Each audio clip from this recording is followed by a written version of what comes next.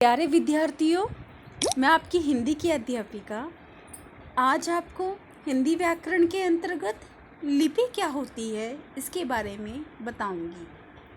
बच्चों, लिपि भाषा को बोलते समय मुख से निकलने वाली ध्वनियों को लिखने के लिए लिखित किए गए चिन्ह लिपि कहलाते हैं। अर्थात भाषा को हम बोलते हैं तो उसे लिखने के लिए जिन चिन्हों का इस्तेमाल किया जाता है उन्हें लिपि कहा जाता है।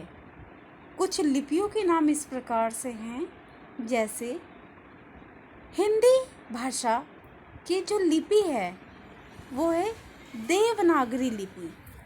दूसरी मराठी भाषा की जो लिपि है बच्चों वो है देवनागरी लिपि। तीसरी अंग्रेजी भाषा की जो लिपि है वो है रोमन लिपि।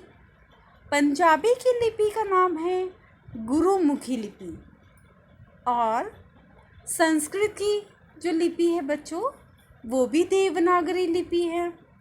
अरबी की जो लिपि है वो अरबी लिपि है। इस प्रकार कुछ लिपियों के बारे में मैंने आपको बताया कि इन भाषाओं की ये लिपि हैं जिन लिपि का इस्तेमाल हम भाषा को लिखने के लिए करते हैं। इसके बाद बोली भाषा का जो क्षेत्र होता है वो विस्तृत होता है। अर्थात भाषा का क्षेत्र बड़ा होता है और बोली का क्षेत्र बच्चों छोटा होता है। बोली की परिभाषा इस प्रकार है, बोली भाषा का एक छोटा सा क्षेत्रीय रूप है। इसका क्षेत्र सीमित है और इसमें साहित्य की रचना नहीं की जाती बच्चों। भाषा में साहित्य की रचना की जाती है, परंतु बोली में साहित्य की रचना नहीं की जाती।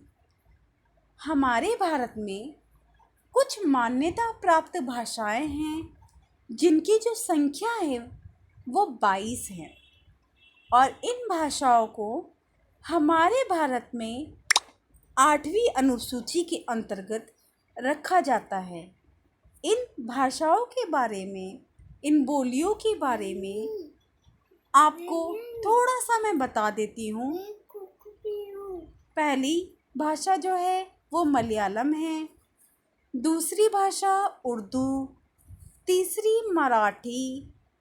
चौथी असमिया, बोडो, डोंगरी, कन्नड़, हिंदी, बांग्ला, कोंकणी, पंजाबी, ओडिया, मणिपुरी, तेलुगु, संस्कृत, सिंधी, मैथिली, कश्मीरी, नेपाली, गुजराती, संथाली और तमिल।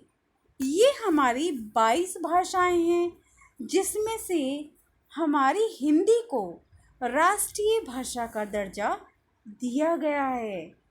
तो बच्चों, आज मैंने आपको लिपि क्या होती है, बोली क्या होती है इसके बारे में बताया है और आशा करती हूँ आप इन दोनों चीज़ों से परिचित हो गए होंगे।